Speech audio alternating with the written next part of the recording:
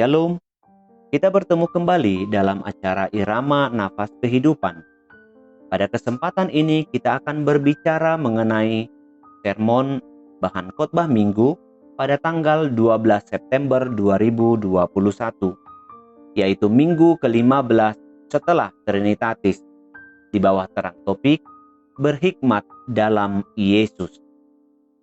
Mari kita membuka Alkitab kita yang tertulis dalam Markus pasal 8 ayat 31 sampai 34. Inilah firman Tuhan.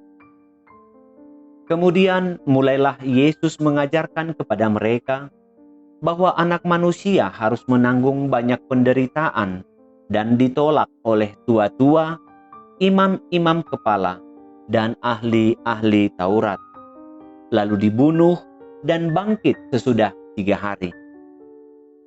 Hal ini dikatakannya dengan terus terang, tetapi Petrus menarik Yesus ke samping dan menegur dia. Maka berpalinglah Yesus, dan sambil memandang murid-muridnya, ia memarahi Petrus, katanya, "Enyahlah, iblis, sebab engkau bukan memikirkan apa yang dipikirkan Allah, melainkan apa yang dipikirkan manusia." Lalu Yesus memanggil orang banyak dan murid-muridnya dan berkata kepada mereka, "Setiap orang yang mau mengikut aku, ia harus menyangkal dirinya, memikul salibnya, dan mengikut aku. Karena siapa yang mau menyelamatkan nyawanya, ia akan kehilangan nyawanya. Tetapi barang siapa kehilangan nyawanya, karena aku dan karena Injil, ia akan menyelamatkannya. Apa gunanya seorang memperoleh seluruh dunia, tetapi ia kehilangan nyawanya? Karena apakah yang dapat diberikannya sebagai ganti nyawanya? Sebab barang siapa malu karena aku dan karena perkataanku di tengah-tengah angkatan yang tidak setia dan berdosa ini, Anak Manusia pun akan malu karena orang itu apabila ia datang kelak dalam kemuliaan Bapanya, diiringi malaikat-malaikat kudus." Demikianlah firman Tuhan. Rentetan cerita pada pasal 8 ini nampaknya menggambarkan kebutuhan yang dirasa perlu dalam kehidupan. Dua cerita mukjizat ditampilkan dengan begitu baik, antara kebutuhan makan dengan kebutuhan penglihatan. Sekalipun kedua hal itu dituliskan dalam satu bab khusus, namun benang merah masih terlihat sangat jelas. Namun ada persisipan cerita di antara dua mukjizat yang besar, yaitu ketika orang Farisi meminta sebuah tanda. Sekalipun hal itu ditegur Yesus dengan keras, namun cerita tersebut nampaknya memberikan indikator bahwa logika orang-orang Farisi hendak dimainkan, sekalipun hal tersebut tidak sesuai dengan logika Allah. Salah satu ketenangan manusia adalah ketika ia melihat tanda sebagai bukti bahwa Mesias telah hadir. Tetapi pelayanan Yesus Kristus bukan mengenai hal-hal yang lahiriah, namun mengenai iman dari kepercayaan. Itu sebabnya jika kita memperhatikan apa yang terjadi pada saat memberi makan, Yesus mengungkapkan kata yang mengikat perbuatannya, tergerak oleh belas kasihan. Hal yang sama yang terjadi atas kesembuhan orang buta. Puncak cerita adalah ketika Petrus menegur Yesus sebagai bukti pemikiran mereka yang tidak dapat beralih dari tanda lahiriah. Sekalipun tanda-tanda mukjizat telah terlihat, namun semua bukan sebagai tanda iman. Bagi Petrus, sebuah hal tersebut adalah bukti seorang raja yang akan memimpin bangsa Yahudi. Mereka menginginkan seorang pemimpin yang akan membebaskan mereka dari kesakitan, bukan seorang yang akan mengalami kesakitan dan kematiannya sendiri. Akibatnya, Petrus memarahi Yesus, sedang Yesus juga memarahi Petrus bahkan mengusirnya, seolah-olah ia sendiri adalah iblis. Ketika Markus mengalihkan perhatian dari Petrus dari orang banyak dan para murid, para pembaca mengetahui bahwa mereka juga harus mengambil bahagian dari perjuangan para murid menghadapi kenyataan yang keras, dingin, bahwa Yesus bukan seseorang yang akan membereskan segalanya dengan cepat, seperti yang mereka harapkan. Pembaca sekarang ini bahkan menganggap sukar untuk memahami pernyataan yang begitu mutlak dan radikal, karena siapa yang mau menyelamatkan nyawanya, ia akan kehilangan nyawanya. Markus juga mengklaim bahwa siapa yang menyebut dirinya pengikut Yesus harus kehilangan kehidupannya bagi Yesus dan bagi Injil. Dengan kata lain, pernyataan Yesus tentang kehidupan dan berganti menjadi menerima adalah salah satu inti bagaimana kehidupan di dalam Yesus Kristus. Tidak main-main, iman tidak dapat dikompromikan dan iman bukanlah win-win solution. Iman harus tegas, tetap di dalam Kristus, atau harus kehilangan nyawanya jika harus bertentangan. Lalu apakah hikmat yang dimaksudkan dalam tema kita saat ini? Inilah benturan keras yang akan terjadi antara hikmat surgawi dan hikmat duniawi. Hikmat bukanlah ilmu penyelamatan diri, bukan teknik untuk mencari keuntungan, dan hikmat bukanlah sebuah keberuntungan yang terjadi dalam kehidupan. Tetapi hikmat adalah pemahaman yang matang tentang sesuatu hal secara dalam, sehingga akan memperoleh pengertian, dan di dalam pengertian itulah seseorang dimampukan untuk memutuskan sebuah perkara. Namun perlu diingat, hikmat tidak akan pernah bertentangan dengan kebenaran, sebab hikmat selalu sejalan dengan kebenaran, sebab hikmat lahir dari kebenaran. Itulah sebabnya hikmat dan pengertian tidak dapat dipandang hanya dari satu sisi. Tidak juga hanya dapat dilihat melalui waktu di mana kita hidup, namun melampaui dari waktu dan mencakup semua proses dalam kekekalan. Dampak dari yang kita lakukan bukan saja terjadi dalam kehidupan saat ini, namun justru berdampak pada kehidupan setelah kematian. Itu sebabnya Yesus berkata, "Apa gunanya seorang memperoleh seluruh dunia, tetapi ia kehilangan nyawanya?" Atau yang lebih radikal lagi adalah, "Sebab barang siapa malu karena aku dan karena perkataanku di tengah-tengah angkatan yang tidak setia dan berdosa ini, Anak Manusia pun akan malu karena orang itu apabila ia datang kelak dalam kemuliaan Bapaknya diiringi malaikat-malaikat kudus." Yang pertama, iman bukan mengenai keuntungan. Memang banyak cerita di dalam Alkitab tentang keuntungan yang diberikan Allah kepada orang beriman. Peristiwa-peristiwa dalam Alkitab misalnya, di mana Allah akan memelihara umatnya. Allah akan memberi makan ketika kelaparan, memberi minum ketika haus, atau mungkin memperpanjang umur, sembuh dari sakit, atau bangkit dari kematian. Namun perlu dipahami bahwa iman tidak melulu tentang keuntungan, tidak melulu tentang berkat dan anugerah, tetapi juga tentang proses kedewasaan dan pendewasaan. Mari kita lihat dua cerita mukjizat pada pasal ini.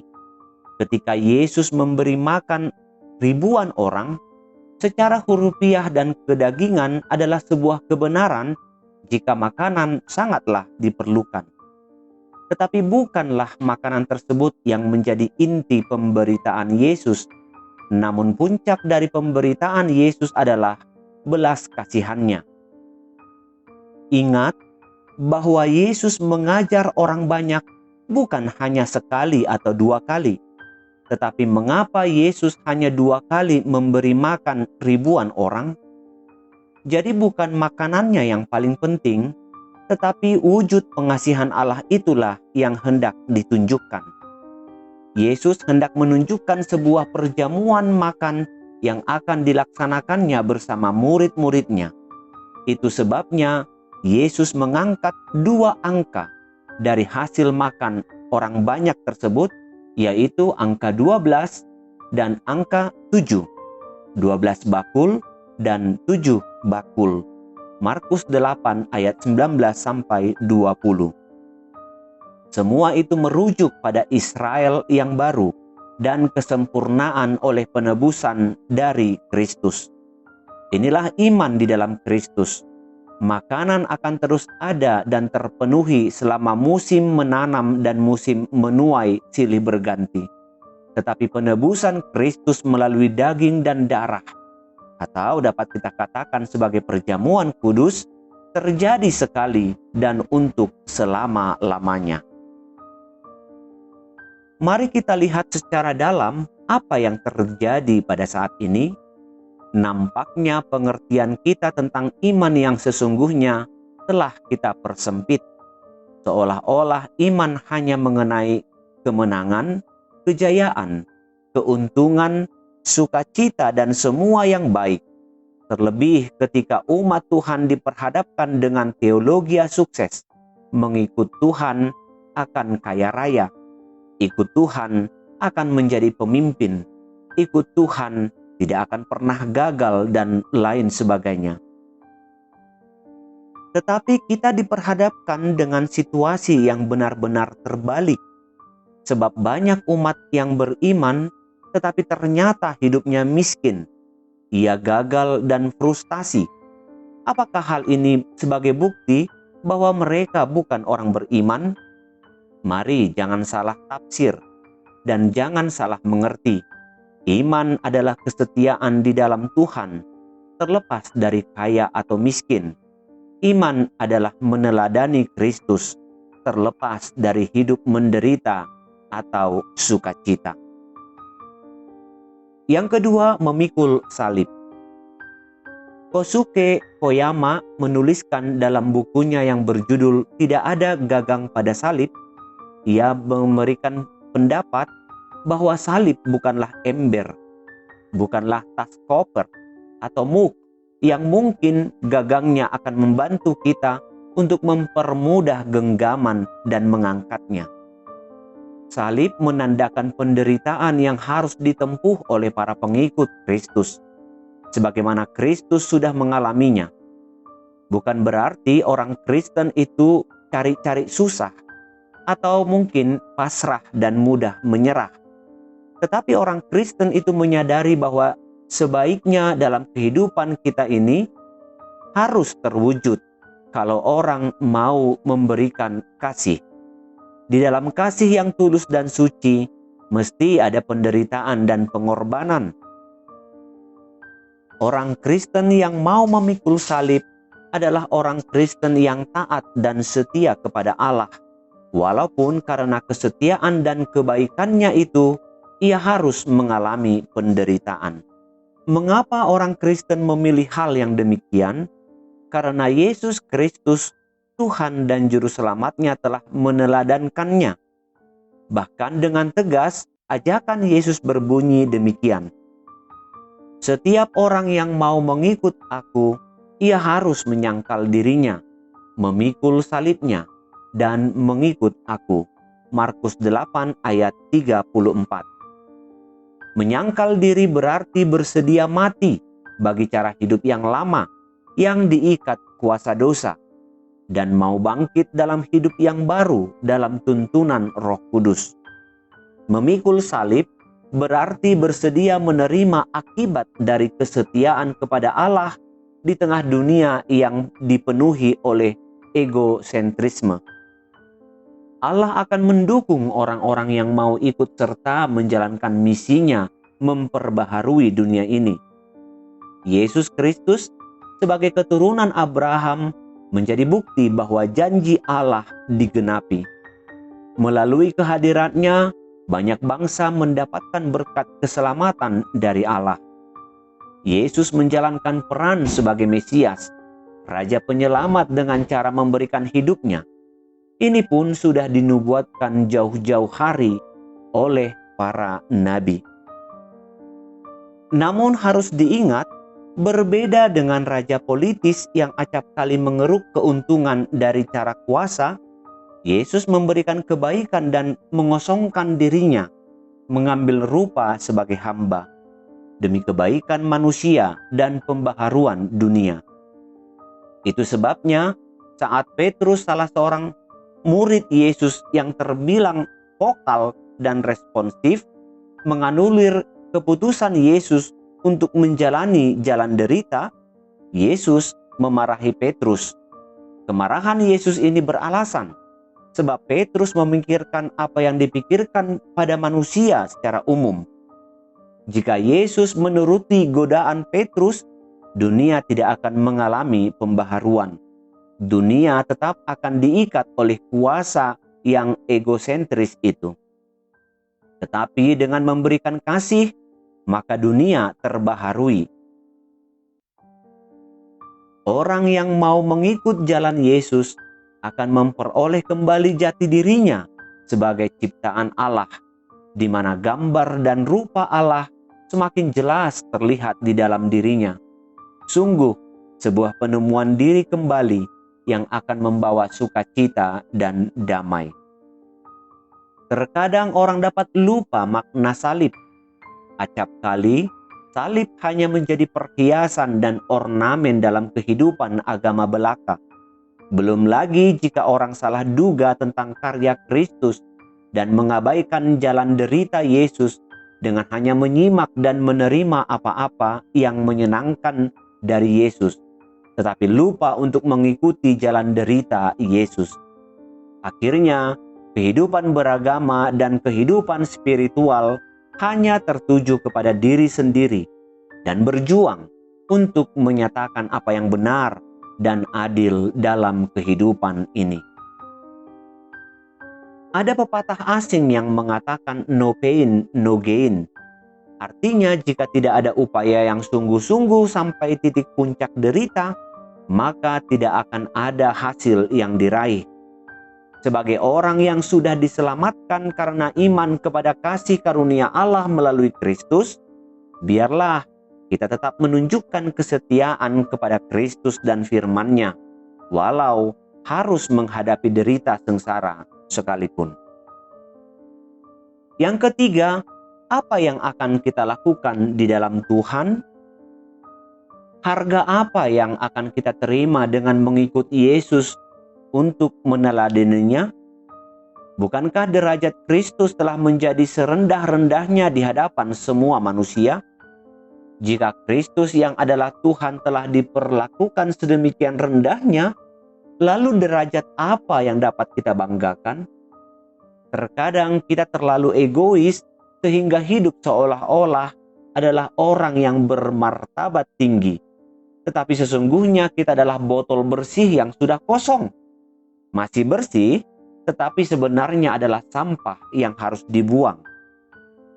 Dengan menyadari hal ini, tentunya kita mengetahui bahwa tanpa Kristus kita bukanlah apa-apa.